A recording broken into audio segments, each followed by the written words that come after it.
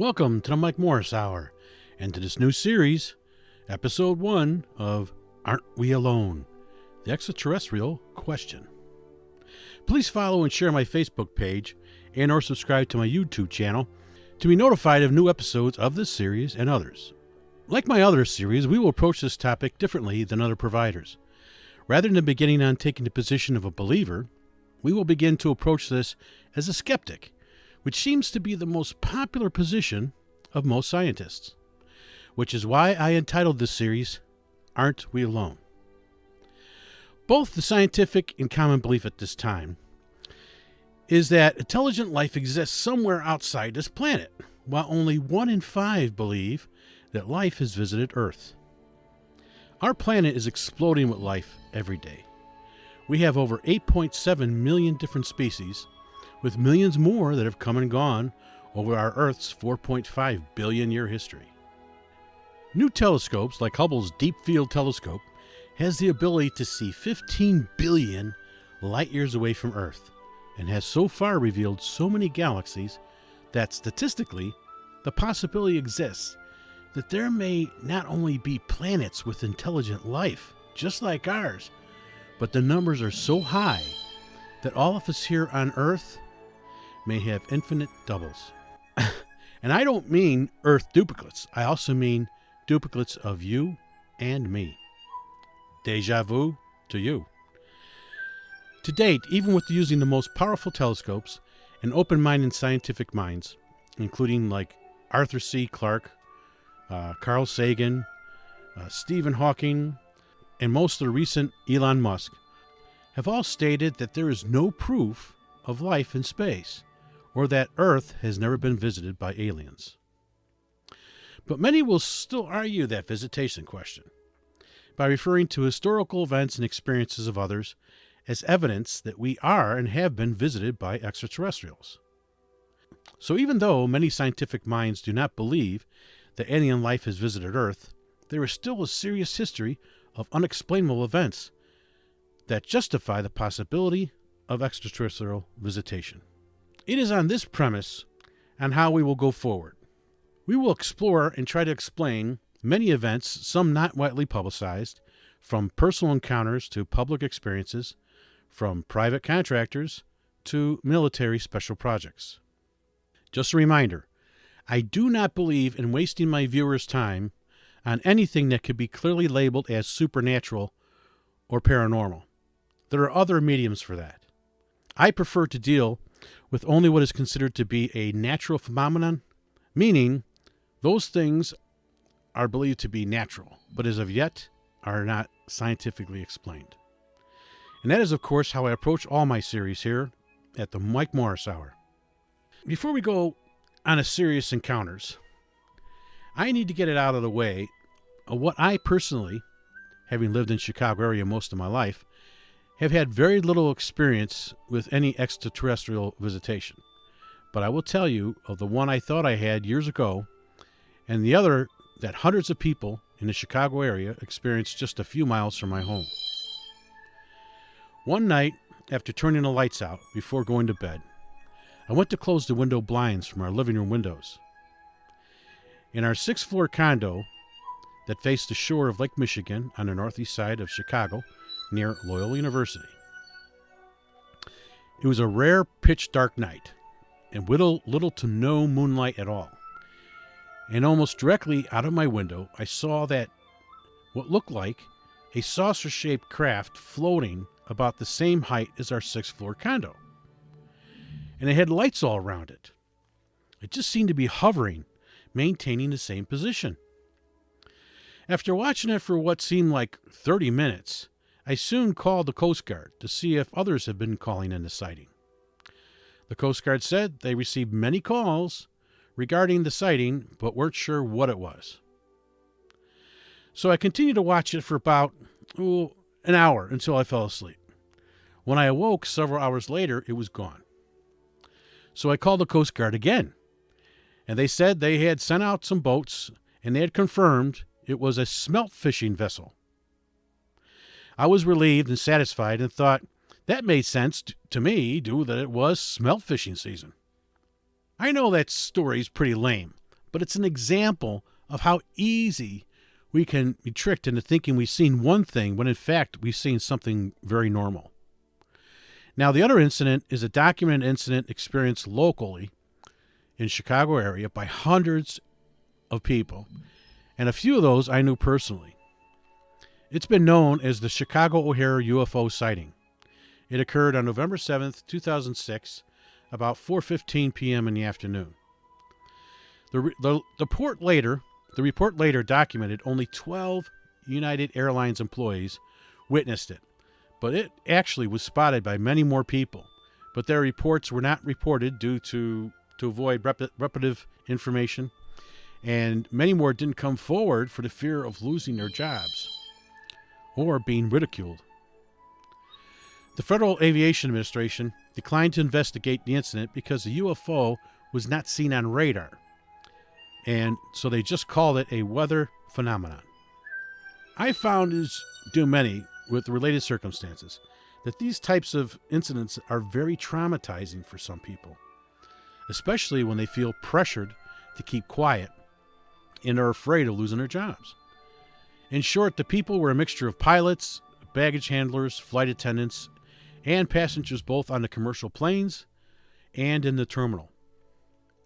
Most witnesses that came forward said they saw what they looked like a flying saucer appeared a few hundred feet above the terminal at Concourse C. It floated there for about 30 seconds, then shot up with such a speed that it cut a perfect circular shape hole through the clouds as it left. Now, in my opinion, there is no question that they saw something very unusual and unique, but knowing these people, their experience and reputation, I doubt it was a weather phenomenon like the FAA report stated. Another thing to note is, when that incident occurred, it received radio, TV, newspaper publicity, and I lived only a few miles from O'Hare at the time, but in a city like Chicago, there's so much going on, most of the people didn't even know what was happening until months later. I don't believe the incident received top billing in the news and may have been downplayed or overshadowed by other news stories at the time. Whether that was intentional or not, I don't know. It's hard for me to believe that something like that happened at O'Hare, and I didn't hear about it until weeks later. I mean, what does it take for the media to report a real story? I mean, imagine if that flying saucer, instead of just hovering there above Concourse C at O'Hare, okay, that it landed and on the runway, okay, or aliens got out, went to Concord, the concession area, grabbed a few drinks, snacks, exchanged a few laps and insults, and left. I wonder, considering the type of news stories the media gives priority to, if that would have gotten any more attention. Putting humor aside for a moment, with all due respect to those experiencing that incident, it's still possible that that craft they saw, and what the FAA said was a weather phenomenon, could have very well been a human-made and controlled craft. Flying saucers is a man-made design. And there are and have been videos, blueprints, reports of flying saucers made by humans along with proposed technology for over 100 years. Scientists like Nikola Tesla, Thomas T. Brown, and thousands of German scientists brought over after World War II during Operation Paperclip. Those are just some that have been experimenting and improving on the next level of propulsion, which is anti-gravity propulsion technology, which I will refer to here as AGP. It is believed that after World War II, Operation Paperclip was a top-secret U.S. operation to bring over as many German scientists, along with many of the things they were working on, over to the U.S. The most interesting were the V-1 rocket, the Horten HO-229, the first jet fighter, the Messerschmitt 262, and what some have since then tried to hide as a hoax, the mysterious Die Glocke. The Die Glocke was supposed to be a bell-shaped object that Germany's top scientists were working on. It was so secret that there are reports that many of the scientists were murdered to keep them quiet close to the end of the war. And it was also believed that the scientists working on it would use their own code, which is a custom alphabet using very unusual characters. At that time and since then, creating custom languages became an interest or fad of scientists and scholars due to the popular fiction book The Hobbit by J.R.R. Tolkien. In Tolkien's novel, he created his own language and alphabet for characters in his popular book. It is surmised the scientists engraved the Deglacan name in code on its side of the object using their own customized alphabet.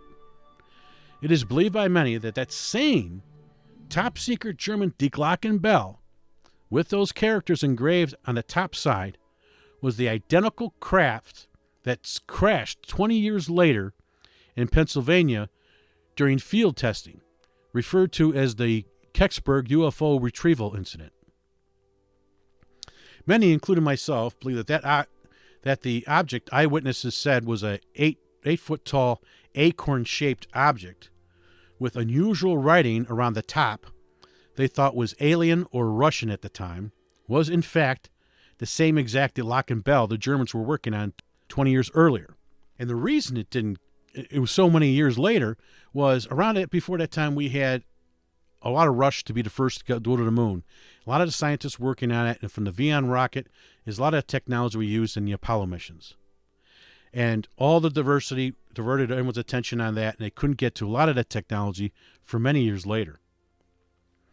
The assumed so-called anti-gravity propulsion technology, AGP, in theory, cancels out gravity, hence the name anti-gravity, using a combination of electricity, magnets, and a plasma. Some, like famous Area 51 U.S. physicist Bob Lazar, has referred to as a plasma element 115. It's been stated by some that element 115 was or is used to manipulate the gravity forces around an object like a saucer, basically limiting or eliminating the drag it experiences, giving it the ability to propel itself through the atmosphere. There could be many reasons why we have yet to see this technology used in commercial or military applications, and may actually be used in some degree to help some aircraft in certain circumstances achieve accelerated speeds. One theory of why we haven't seen full adoption of this propulsion technology is even though they have improved and achieved major advances over the years, it still at times proves to be unpredictable due to natural and human-produced electrical fields and interferences causing the object to act erratically and unpredictable, resulting in test aircraft being uncontrollable or end up in unattended areas like, example, O'Hare Airport. In many cases, from the 50s through the 70s, that the saucer-shaped UFO reports, people had stated that the saucer craft flew erratically and unstable. The Air Force's first stealth fighter, the F-117 Nighthawk, was still so unstable that it needs to be constantly monitored by its onboard computer systems. Otherwise, it would fall right out of the sky. It cannot be flown manually. Many, after hearing this, might think, okay, that's, all these unexplained UFOs, it must be black military projects or private company project testing. But stay with me throughout this series, and you may see as we explore events from somewhat explainable to absolutely impossible. Many believe this technology is so far advanced that any craft using it must be from another world. But seriously, what are the chances of aliens coming from another planet flying around in craft that we ourselves have been interested in creating and improving on? Hello, check please. Come on. So, for now, let's ignore all the sightings of V-shaped craft and or lights similar to military or commercial FAA regulations, so we can concentrate on the cases that I would consider worthy of our attention. Some believe we are and may see more of both the saucer and the V-shaped UFOs now that military and commercial aviation technology has improved, making the craft more stable and fly autonomously. Advances in AI machine intelligence technology is believed to be one of the reasons for those achievements. If you're interested in hearing my series on AI, check out my AI Today and Tomorrow series. There are also those that claim the saucer-shaped craft has been seen by humans way before the Wright brothers made their first flight. Some claim the saucer-shaped craft appears in Middle Age paintings, prehistoric cave drawings, etc. For example, there are those who actually consider, this is one of the ideas of these ancient alien things. For example, there are those who actually consider the Anunnaki alien theory, which they believe that mankind may have been created, or some people are seriously believing this. There's a lot of resources and money invested in this, that mankind may have been created by an alien race to help dig for gold. All right, no offense to those believers, but I think that's very unlikely. For example, you could just take your own hand right now, find places on the human body that proves and supports the theory of evolution. From the existence of your own tailbone, wisdom teeth, some of your organs behind your ear. You find that point when our ears were pointy. But the Anunnaki theory to think that humans were created for the sole purpose of manual labor is a little ridiculous. Okay? Hey, I got nothing against humans. My next door neighbor and my best friend are both humans. And come to think of it, my DNA ethnicity report from mydnacrap.com says I'm mostly 99.9% human. Okay? So yes, humans are physically worthless compared to other animals when it comes to hard labor before the age of 9 or 10.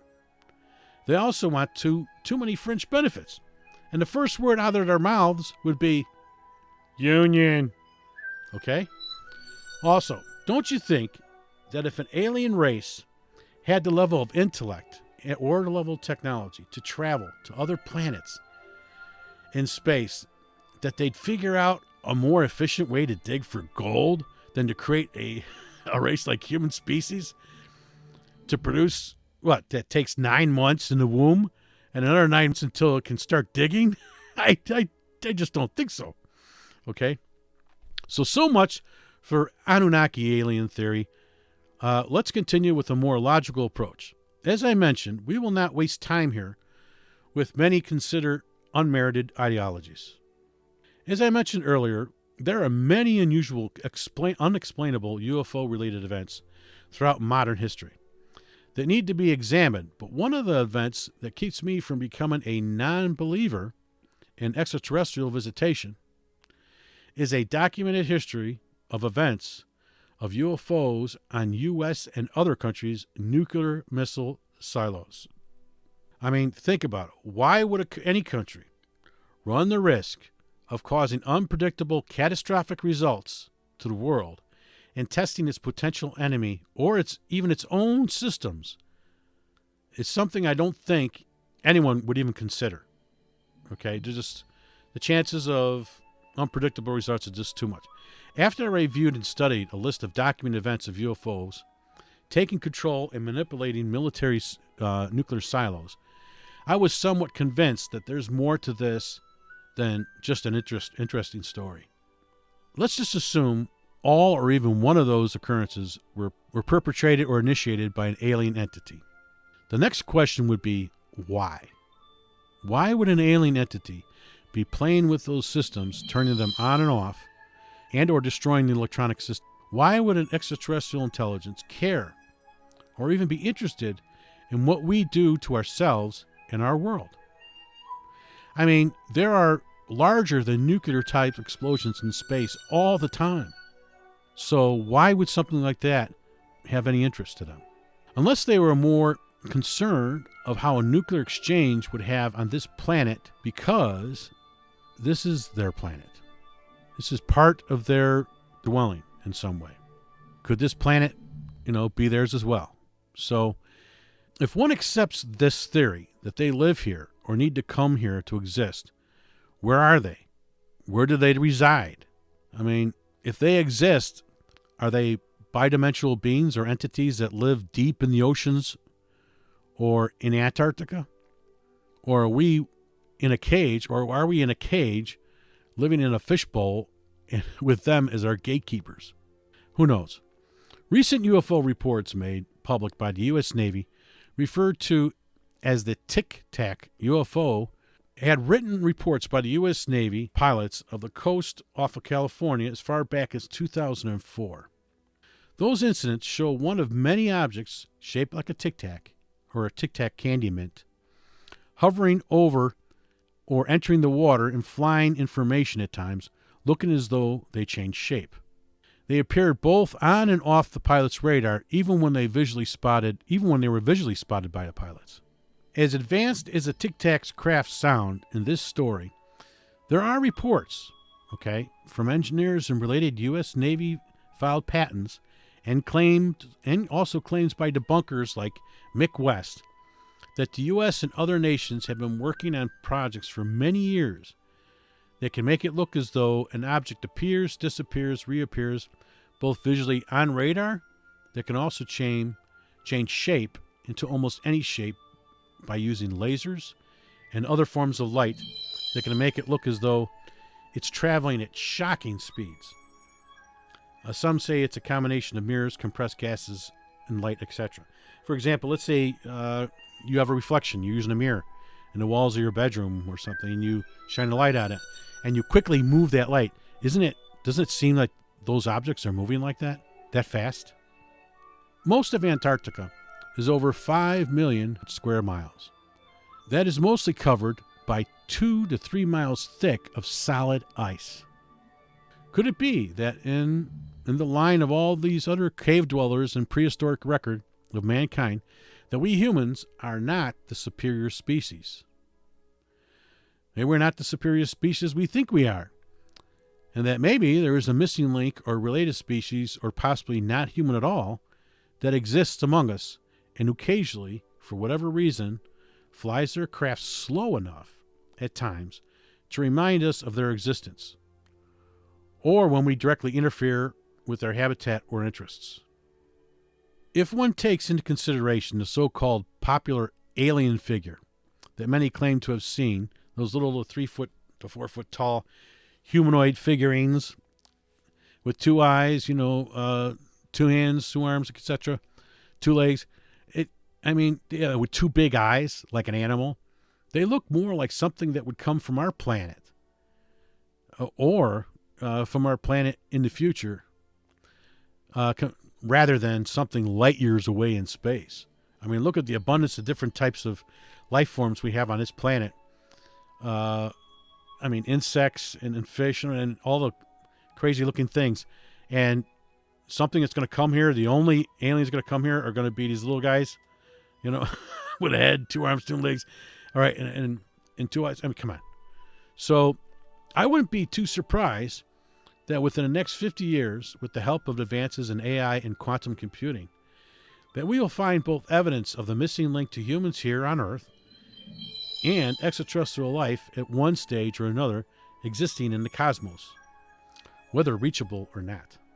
My only fear is that if there is an alien species out there, and if it's more advanced than we are, it may encounter other life forms like we do here on Earth.